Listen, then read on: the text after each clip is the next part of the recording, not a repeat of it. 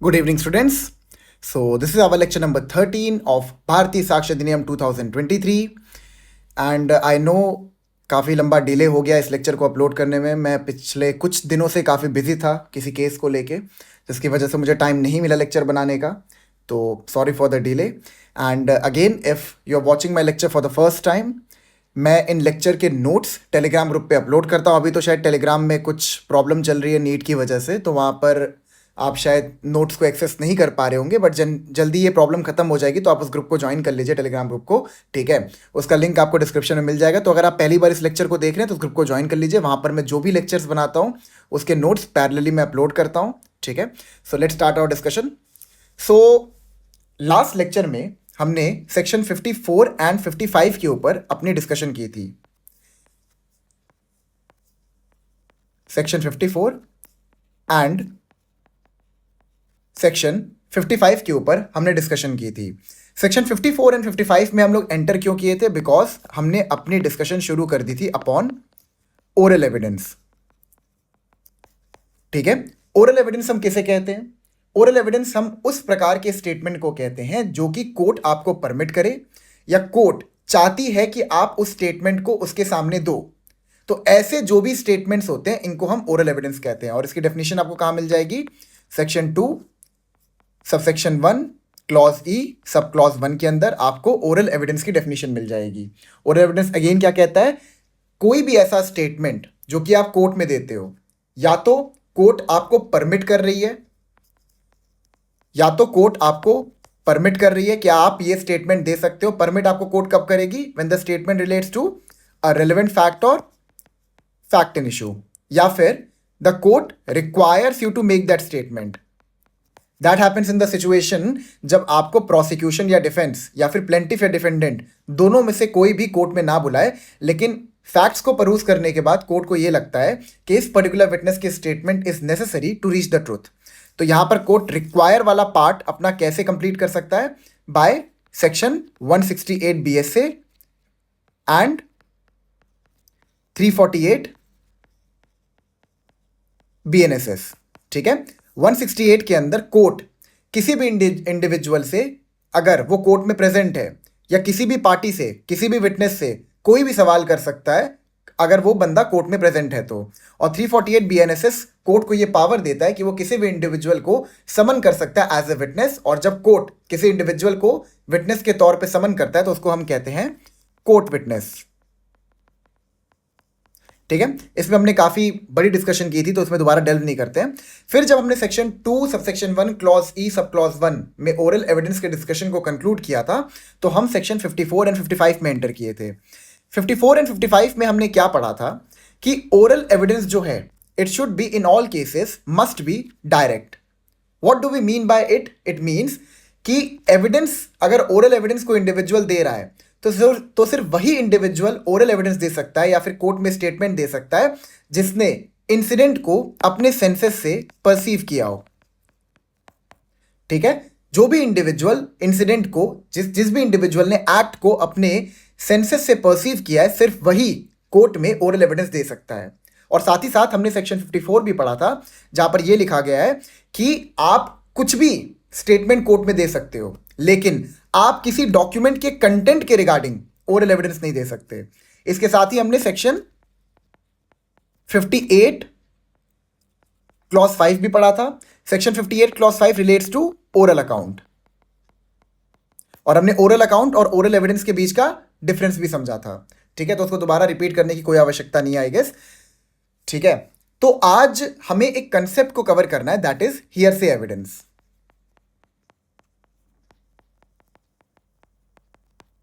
ठीक है, hearsay evidence के डिस्कशन को आज हम लोग को कंक्लूड करना है. हियरसे एविडेंस हम आखिर अभी क्यों पढ़ रहे हैं? It is because of section 55. Why? Because section 55 ये क्लियरली कहता है कि सिर्फ वही इंडिविजुअल कोर्ट में स्टेटमेंट दे सकता है, कोर्ट में ओरल एविडेंस दे सकता है, जिसने भी इंसिडेंट को अपने सेंसेस से परसीव किया है. अब there can be a situation जहां पर सपोज ए ने पूरे इंसिडेंट को परसीव किया. फॉर एग्जाम्पल, मान लीजिए बी ने सी को गोली मार के जान से मार दिया. ठीक है। अब ए ने ये पूरा इंसिडेंट होते हुए देखा था, ए गया और ये सारा इंसिडेंट डी को बता दिया कि भाई मैंने अपनी आंखों से देखा था कि बी और सी के बीच में लड़ाई चल रही थी और इसी लड़ाई में बी को बहुत गुस्सा आया, बी ने अपने पैंट से एक गन निकाला और गन से सीधा सी को गोली मार दी। अब ये जो पूरा कहानी है ये ए ने डी को बताया।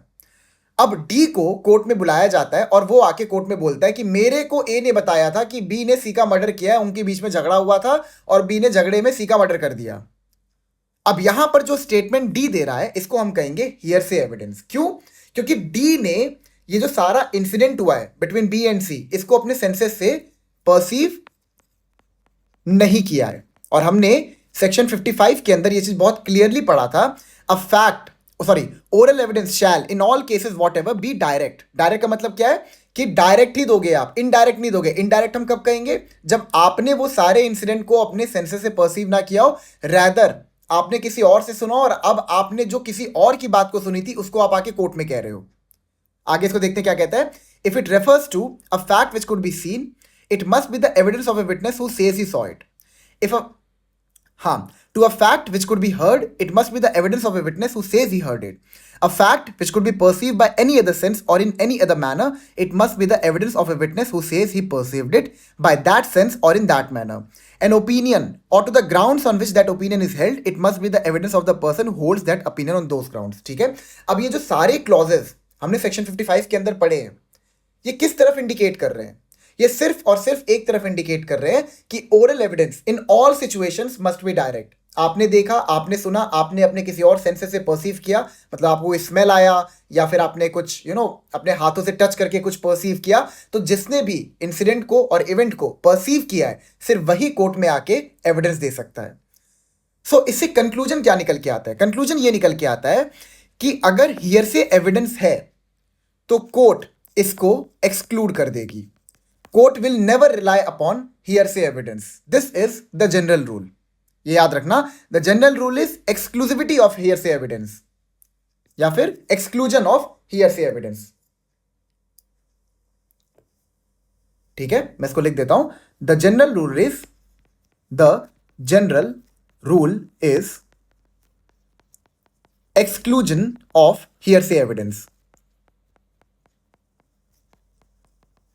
बट अगर आपने ध्यान दिया हो तो मैंने यहां पर क्या बोला है? जनरल रूल इज, मतलब जनरली अगर हियरसे एविडेंस है तो उस पर हम रिलाय नहीं करेंगे। हम जनरली क्यों कह रहे हैं, हम एब्सोल्युटली क्यों नहीं कह रहे? Because there are some exceptions to this rule. ठीक है, इन एक्सेप्शंस को बहुत ही डिटेल में हम लोग आगे जाके कवर करेंगे, बट अभी आपको यह समझना इंपॉर्टेंट है कि इसके एक्सेप्शंस क्या है। For example dying declaration. Dying declaration क्या होता है? मेरे ख्याल से मेरे जितने भी व्यूअर्स हैं सबको पता ही होगा। डाइंग डिक्लेरेशन बेसिकली ये होता है कि अगर एक इंसान under the expectation of death, मतलब कि उसको पता है कि he is about to die, किसी और इंडिविजुअल को, किसी थर्ड पर्सन को स्टेटमेंट देता है कि जो उसका डेथ कॉज हुआ है वो किस ट्रांजैक्शन की वजह से कॉज हुआ है या फिर किस इंडिविजुअल की वजह से कॉज हुआ है या किस इंडिविजुअल ने उसका डेथ कॉज किया है, इस रिगार्डिंग अगर वो कोई भी इंफॉर्मेशन किसी थर्ड पर्सन को देता है तो उसे हम कहते हैं डाइंग डिक्लेरेशन। ठीक है, और ये जो डाइंग डिक्लेरेशन होता है ये जो इसका नेचर है ये क्या है? ये हियरसे एविडेंस है। क्यों? क्योंकि जो विक्टिम है, जो डिसीज्ड है, वो किसी इंडिविजुअल को बता रहा है कि मेरे साथ ये पूरा इंसिडेंट कैसे हुआ है, और जिस बंदे ने उसके मुंह से ये बातें सुनी वो आके अब कोर्ट में टेस्टिमनी दे रहा है। क्या उसने पूरे इंसिडेंट को होते हुए देखा? नहीं देखा। तो यहां पर इवन दो वो बंदा कोर्ट में आके टेस्टिमनी दे रहा है और बता रहा है कि ये डाइंग डिक्लेरेशन इस पर्टिकुलर डिसीज ने दिया था, ये हियरसे एविडेंस है, but still it will be admissible in law. इसका एक एग्जांपल आपको और देता हूं, कन्फेशन। अब जैसे कि आपको पता होगा कि जो कन्फेशन होता है, confession can be given to a private person, ठीक है, and a confession can also be given to a police officer. Is that clear? मैंने आपको ये चीज अपने पिछले लेक्चर में बताया था कि अगर एक कन्फेशन प्राइवेट पर्सन को दिया जाता है या फिर पुलिस ऑफिसर को दिया जाता है, दोनों ही सिचुएशन में ये जो कन्फेशन है ये रेलेवेंट होगा। लेकिन जब एक कन्फेशन एक पुलिस ऑफिसर को दिया जाता है तो ये bye virtue of section 23 of BS से इनएडमिसिबल इन लॉ हो जाता है। मतलब रेलेवेंट तो होगा, ठीक है, ये रेलेवेंट तो होगा, लेकिन हम बिकॉज लॉ इसको प्रोहिबिट करता है, लॉ के प्रोहिबिशन की वजह से इसको हम लोग इनएडमिसिबल मानेंगे। Is that clear? ठीक है। अब कन्फेशन आपने अगर किसी प्राइवेट पर्सन को दिया है और किसी पुलिस ऑफिसर को दिया है, तो पुलिस ऑफिसर तो एलिमिनेट हो गया, लेकिन अगर आप किसी प्राइवेट पर्सन को देते हो तो क्या यहां पर जो कन्फेशन है, is it relevant? Yes. Is it admissible? Is it admissible by law? Yes. अब अगेन आपने कन्फेशन एक प्राइवेट पर्सन को दिया है, वो प्राइवेट पर्सन कोर्ट में आता है और आपने जो कन्फेशन उस पर्टिकुलर इंडिविजुअल को दिया था, वही सेम कन्फेशन वो आके कोर्ट में रिपीट करता है कि इसने मुझे ये बताया था कि इसने ही ये पर्टिकुलर ऑफेंस कमिट किया है। अब यहां पर वो जो एक्ट कर रहा है, अगेन ये क्या है? ये हियरसे एविडेंस है, बिकॉज उसने उस पूरे इंसिडेंट और एक्ट को होते हुए नहीं देखा है, उसने बस एक्यूज के कन्फेशन को सुना और कोर्ट में आके वो कन्फेशन बता दिया। तो इवन दो ये हियरसे एविडेंस है, बट क्या इसको हम एक्सक्लूड करेंगे? The answer is no. तो अगेन मैं आपको रिपीट कर रहा, जो जनरल रूल है वो क्या है? Exclusion of hearsay evidence, but there are certain exceptions provided by the law itself. Is that clear? ठीक है, ओके। और भी मैं आपको बताता हूं, एक एग्जांपल और आपको देता हूं। सपोज एक डॉक्यूमेंट है, ठीक है, एक डॉक्यूमेंट है, वो बहुत वॉल्यूमिनस है, बहुत वॉल्यूमिनस है, लाइक इतना बड़ा है कि उसको कोई साधारण इंसान पढ़ ही नहीं सकता।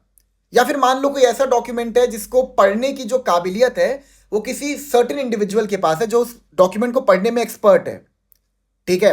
अब उसने वो पूरी डॉक्यूमेंट पढ़ी हुई है। अब अगर कोर्ट उसको बुलाता है, कोर्ट में कोर्ट उसको बुलाता है एज अ विटनेस स्टेटमेंट देने के लिए रिगार्डिंग दैट डॉक्यूमेंट, ठीक है, और मतलब सपोज उस डॉक्यूमेंट के अंदर ना किसी इंसिडेंट के बारे में भी लिखा हुआ है। अब वो जो इंसिडेंट उस डॉक्यूमेंट में लिखा हुआ है, उस इंसिडेंट को जिस इंडिविजुअल ने पढ़ा है, क्या उसने खुद परसीव किया? The answer is no. But वो कोर्ट में अपने स्पेशल स्किल की वजह से आके बता रहा है कि उस डॉक्यूमेंट में क्या लिखा हुआ था। तो अगेन ये क्या है? It is an hearsay evidence, but it does not fall in the general rule, rather it is an exception provided by the law itself.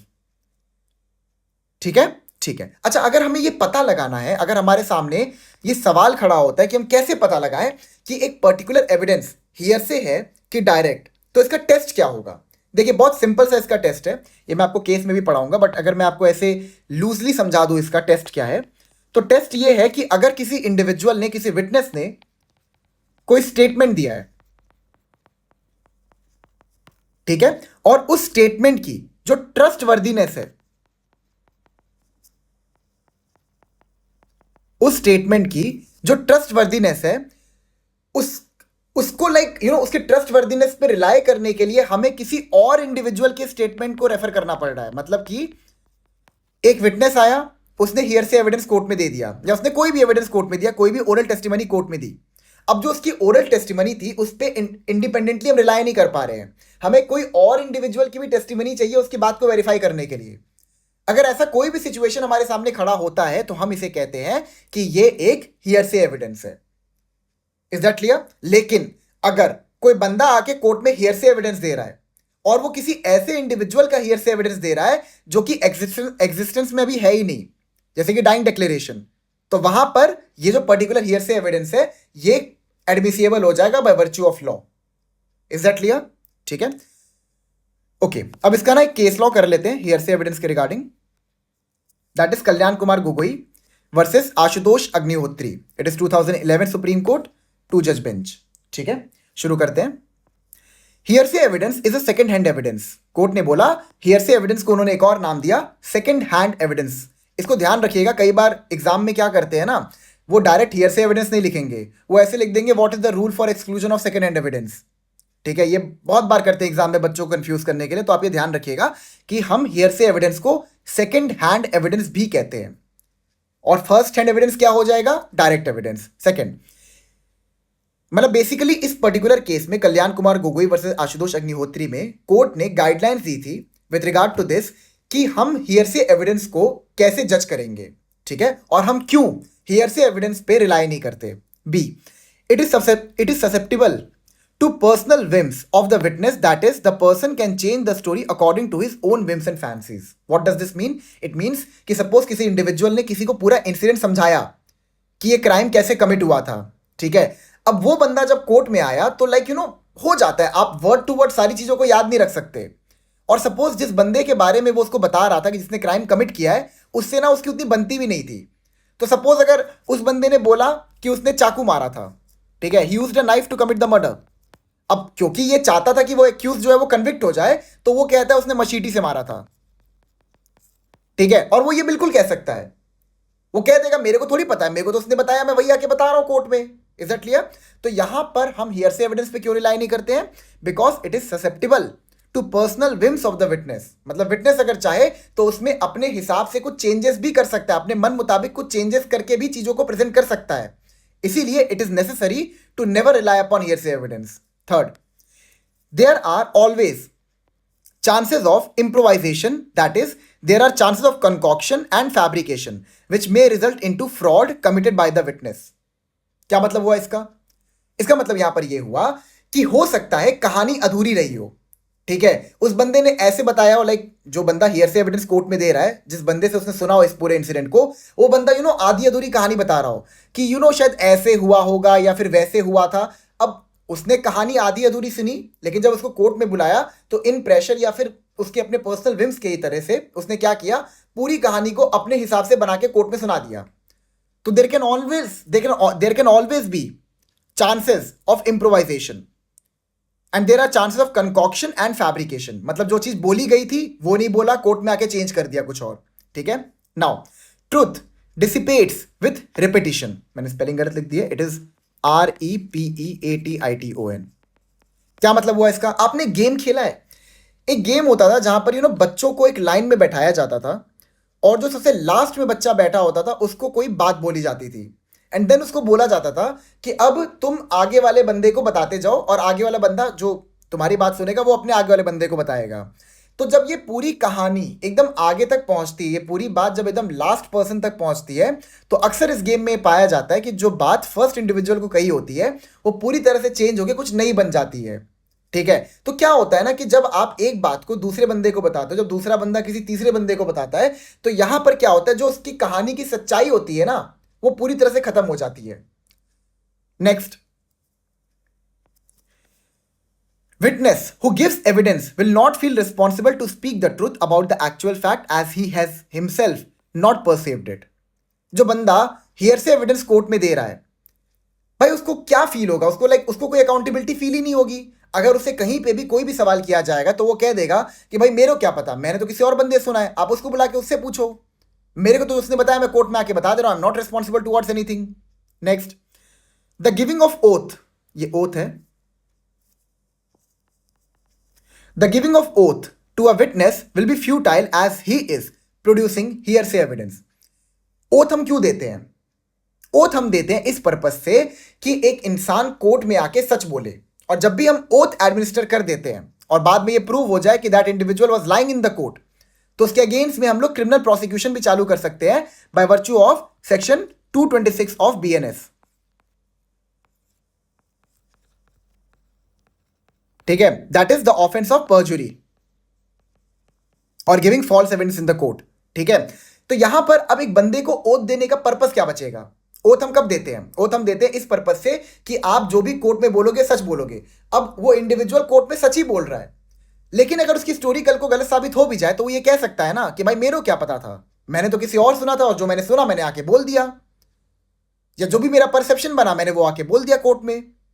Is that clear? तो ओथ भी देना उस इंडिविजुअल को जो हियरसे एविडेंस दे रहा है court में, it will turn out to be futile, ठीक है। Next, it was suggested by Wigmore, a English jurist, that a witness producing hearsay evidence cannot effectively be cross-examined as he simply reproducing somebody else's perception।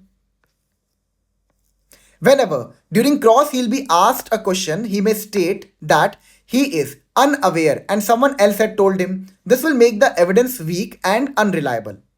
क्या मतलब हुआ यहां पर? एक बात बताइए, एक बंदा अगर, एक इंडिविजुअल अगर कोर्ट में आके हियरसे एविडेंस प्रोड्यूस कर रहा है तो आप उसका क्रॉस कैसे करोगे? अब सपोज ए ने पूरे इंसिडेंट को सुना था बी से, ठीक है। ए ने जो भी इंसिडेंट सुना उसने कोर्ट में आके उसको डिपोज कर दिया, स्टेटमेंट दे दिया कोर्ट में, ठीक है। अब बी ने उस इंसिडेंट को एक्चुअली परसीव किया था कि नहीं किया था, या कैसे पता लगाओगे? या पता लगाओगे क्रॉस एग्जामिनेशन के थ्रू। अगर बी कोर्ट में आता तो हम उसका इफेक्टिव क्रॉस एग्जामिनेशन कर सकते थे। नाउ अब ए, जो कि जिसने पूरी कहानी बी से सुनी थी, वो कोर्ट में आके पूरी कहानी बता रहा है, आप उसका क्रॉस कैसे करोगे? अगर मान लो आप उससे कोई भी सवाल करते हो तो वो उसके रिप्लाई में ये कह सकता है कि मुझे नहीं पता, मैंने खाली ये चीज किसी और इंसान से सुना है। अगर मान लो आप उससे ये सवाल पूछते हो कि आप इंसिडेंट से कितना दूर थे, कितनी दूरी पे खड़े थे, वो कोई जवाब नहीं देगा, वो बोलेगा मुझे नहीं पता, मैंने तो खाली किसी और इंडिविजुअल से इस पूरी बातों को सुनी है। Is that clear? ठीक है।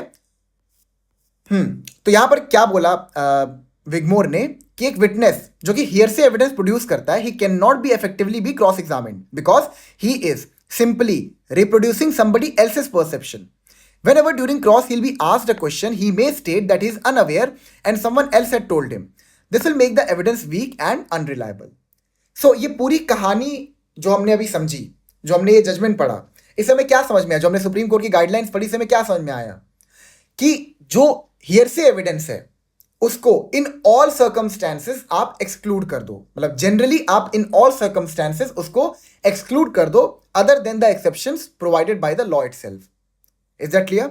नेक्स्ट केस है Neeraj Datta versus state. The court called hearsay evidence as derivative evidence, transmitted evidence and second hand evidence. ये मैंने इसीलिए लिख दिया कि अगर इफ इन द केस आपसे एग्जाम में हियर से एविडेंस को डेरिवेटिव एविडेंस के नाम से दे देते हैं तो आपको कंफ्यूजन ना हो। तो इस पर्टिकुलर केस में सुप्रीम कोर्ट ने हियर से एविडेंस को derivative evidence, transmitted evidence and second hand evidence का नाम भी दिया था। तो ये सब आप लोग ध्यान रखिएगा, it is very important for examination. ठीक है, सो नेक्स्ट टॉपिक करते हैं।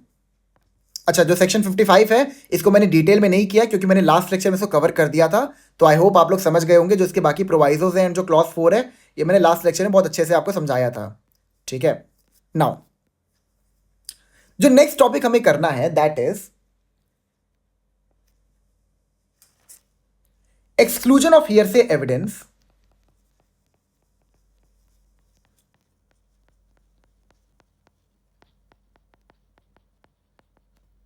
is a subjective concept.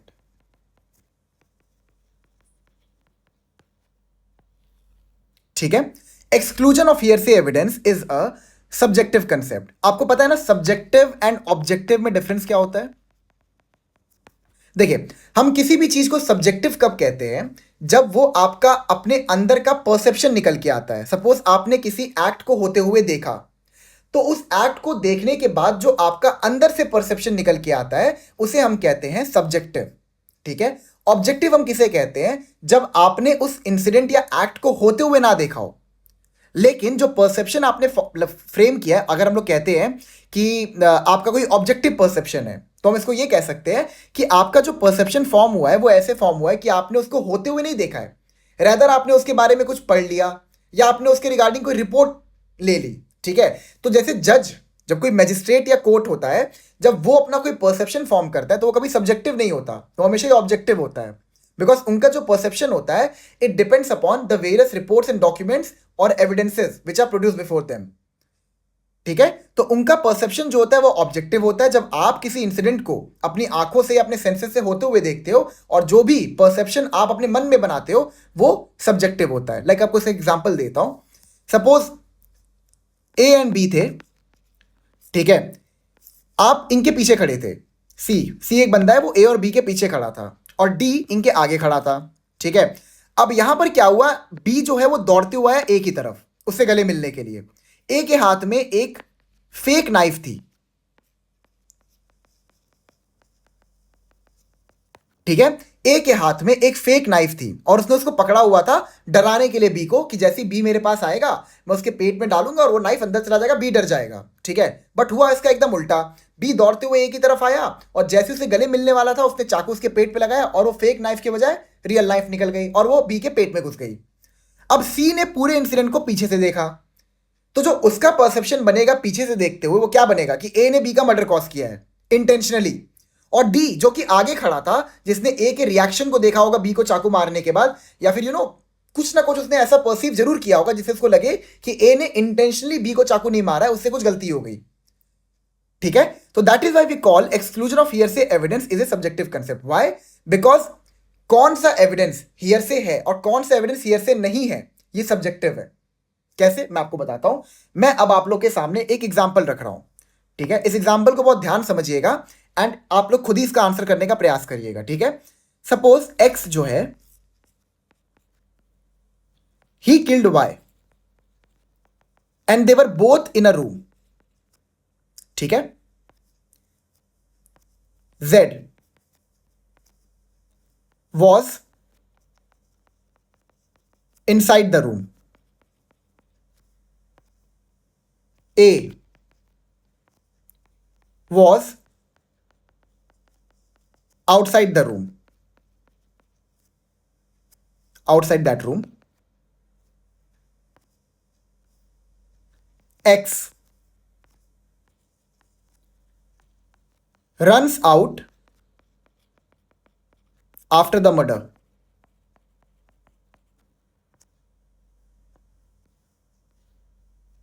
रुकिए, मैं इसको पूरा लिख देता हूं पहले. A heard sound of bullet. A saw Z running out with X. Z told A that X has killed Y. अब ये आपके सामने एक एग्जाम्पल है. ठीक है, अब यहां पर आप मुझे एक बात बताइए कि क्या एक्ट यहां पर हियरसे एविडेंस होगा और कौन सा एक्ट यहां पर डायरेक्ट एविडेंस होगा. ठीक है, वेट,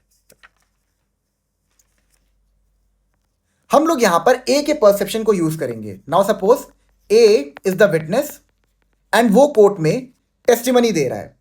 तो वो जो जो टेस्टिमनी कोर्ट में प्रेजेंट कर रहा है, इसमें बताइए कि क्या क्या चीजें हियरसे एविडेंस होंगी एंड कौन कौन सी चीजें डायरेक्ट एविडेंस होंगी. ठीक है, पहला, एक्स किल्ड वाई. ठीक है, okay, X killed Y, X ने वाई को मारा. ये चीज ए को किसने बताई थी? जेड ने. तो यहां पर ये क्या होगा? ये हियरसे होगा, डायरेक्ट होगा? इट इज हियरसे, क्योंकि ए ने एक्स को वाई को मारते हुए नहीं देखा था अपनी आंखों से या फिर अपने सेंसेस से परसीव नहीं किया था. रैदर उसको जेड ने ये बात बताई कि एक्स ने वाई को मार दिया, तो उसको हम क्या बोलेंगे? Hearsay evidence. सेकंड, ये वाला कहां गया? हां, x and Z ran out of the room. ठीक है, हमने भी पढ़ा ना इस पूरे केस में कि ए ने एक्स और जेड दोनों को ही रूम से भागते हुए देखा था. तो यहां पर जो एक्स और जेड को रूम से भागते हुए ए ने देखा था, ये हियरसे एविडेंस है कि डायरेक्ट एविडेंस? अगर कोर्ट में आके बोलता है कि मैंने एक्स एंड जेड दोनों को रूम से बाहर भागते हुए देखा था, तो ये डायरेक्ट होगा कि हियरसे होगा? ये डायरेक्ट होगा. ठीक है, is that clear? Next, sound of bullet. ठीक है, ए ने बुलेट की साउंड सुनी थी. अब यहां पर वो कोर्ट में आके बोलता है कि I heard the sound of bullet. Is it hearsay or direct? It is direct. Why? Because he perceive the sound of bullet through his senses. Fourth, Z says X killed Y. ठीक है, ए ने court में ये बोला कि Z ने मुझे बोला था कि एक्स ने वाई को मार दिया. अब यहां पर ये क्या होगा? हियरसे होगा कि डायरेक्ट होगा? ये अगेन डायरेक्ट है. क्यों डायरेक्ट है, मैं आपको बताता हूं. देखिए, जेड ने ये आके ए को बोला कि एक्स ने वाई को मार दिया है. क्या यहां पे ए ये कह रहा है कि मैंने जेड से सुना था कि एक्स ने वाई को मारा है, या फिर वो ये कह रहा है कि जेड ने मुझे आके बोला कि एक्स ने वाई को मार दिया है? वो ये इंसिडेंट बता रहा है कि उसने ये चीज अपने सेंसेस से परसीव किया ना कि जेड जो है वो उसको आके बोल रहा है कि एक्स ने वाई को मारा है. तो ये डायरेक्ट एविडेंस हो गया. लेकिन जब ए ये बोलेगा कि एक्स ने वाई को मारा है, जेड ने मुझे ऐसा बोला था, तो ये हियरसे एविडेंस हो जाएगा. Is that clear? मतलब जेड का ए से बात करना, ठीक है, और बात करते हुए ये पूरी बात बोलना, ये जो पूरा इंसिडेंट ए कोर्ट में बता रहा है, ये डायरेक्ट होगा. लेकिन एक्स ने वाई को मारा जो कि जेड ने ए को बताया था, ये हियरसे एविडेंस हो जाएगा.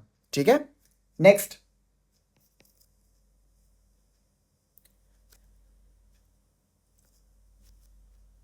A gives a statement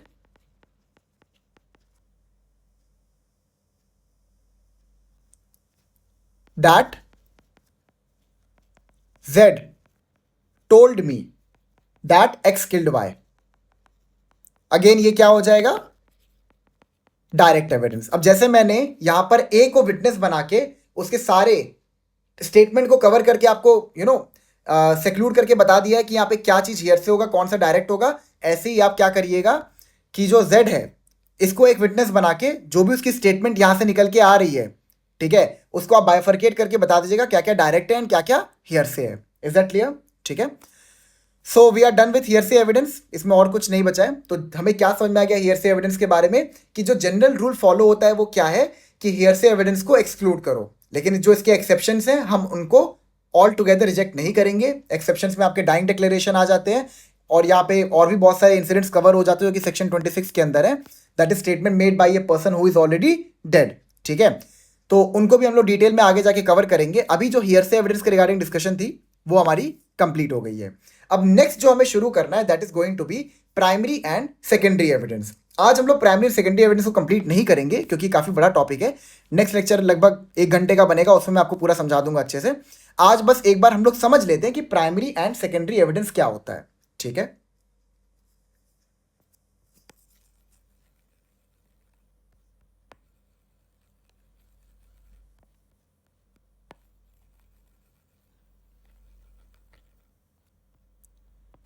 जब भी हम बात करते हैं प्राइमरी एंड सेकेंडरी एविडेंस की, so we are basically talking about documentary evidence,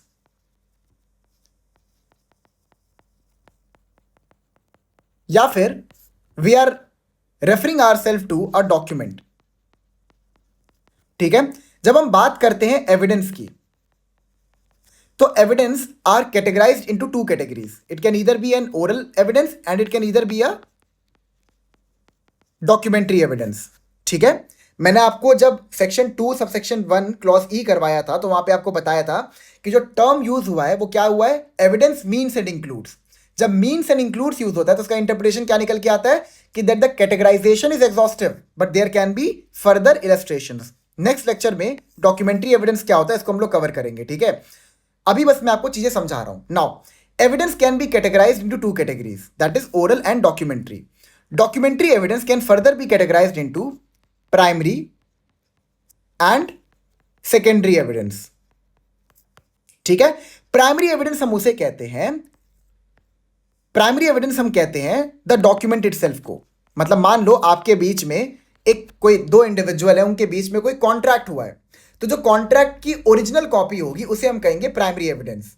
secondary evidence हम किसे कहते हैं, जो भी उस कॉन्ट्रैक्ट की कॉपी होगी, जो भी उस डॉक्यूमेंट की एक कॉपी होगी या फिर कोई फोटोग्राफ होगा, ठीक है, या फिर उसका अगर आपके पास ओरल अकाउंट है तो ये सारी की सारी चीजें क्या होंगी, एक्सेट्रा, ये सारी की सारी चीजें होंगी सेकेंडरी एविडेंस।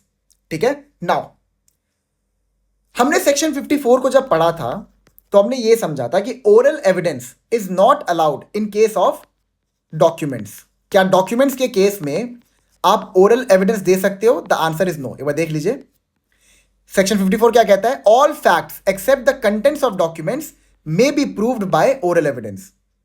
आप किसी डॉक्यूमेंट के कंटेंट को छोड़ के किसी भी रेलेवेंट फैक्ट को प्रूव कर सकते हो या किसी भी फैक्ट इशू को प्रूव कर सकते हो थ्रू ओरल एविडेंस, लेकिन आप किसी भी डॉक्यूमेंट के कंटेंट के रिगार्डिंग ओरल एविडेंस नहीं दे सकते। इसका मतलब क्या है कि किसी डॉक्यूमेंट में क्या लिखा है आप उसके रिगार्डिंग ओरल एविडेंस नहीं दे सकते। हमने सेक्शन 54 में यह भी इंप्लाइडली पढ़ा था कि आप डॉक्यूमेंट के कंटेंट के रिगार्डिंग तो कोई एविडेंस नहीं दे सकते, लेकिन क्या आप डॉक्यूमेंट के एग्जिस्टेंस या फिर नॉन एग्जिस्टेंस के रिगार्डिंग एविडेंस दे सकते हो? द आंसर इज यस, क्योंकि अगर इस चीज से आपको बार किया गया होता तो वो सेक्शन 54 के अंदर एक्सप्लिसिटली मेंशन्ड होता या फिर एक्सप्लेनेशन में उसको डाल देते कि you can not give oral evidence for showing the existence or non existence of a document.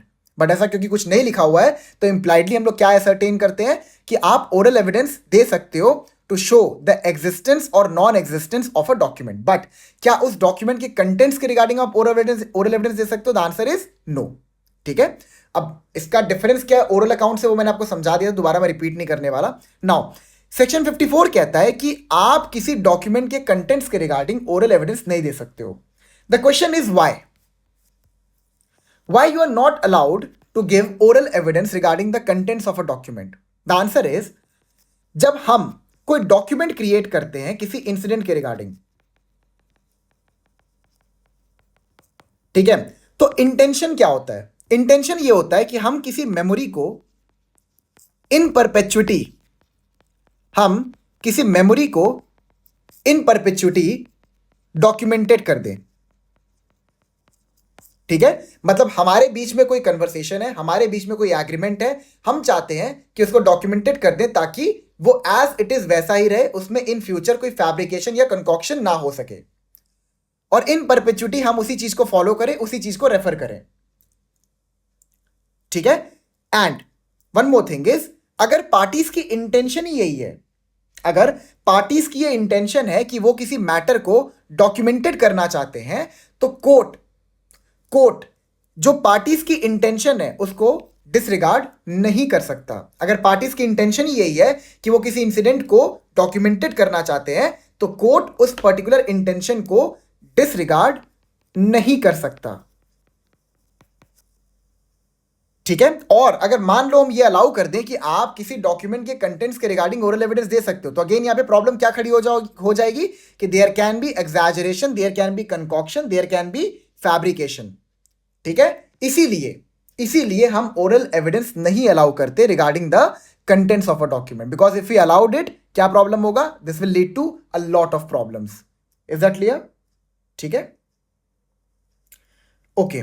सो अभी बस इतना ही आपको समझाना था मुझे। नेक्स्ट लेक्चर में हम ये पूरा कंसेप्ट कवर करेंगे प्राइमरी एंड सेकेंडरी एविडेंस का, which is from section 56 till section 64 BSA, ठीक है। तो अभी बस जो मेरे को समझाना था regarding primary and secondary evidence, वो मैंने आपको बता दिया कि प्राइमरी एविडेंस क्या होता है, the document itself, and secondary evidence क्या होता है, उसकी फोटोकॉपी या उसकी कॉपी या उसका फोटोग्राफ, और भी बहुत सारी चीज़ें होती हैं, ठीक है। अब वो कैसे होती हैं, क्या होती हैं, वो नेक्स्ट लेक्चर में हम लोग समझेंगे।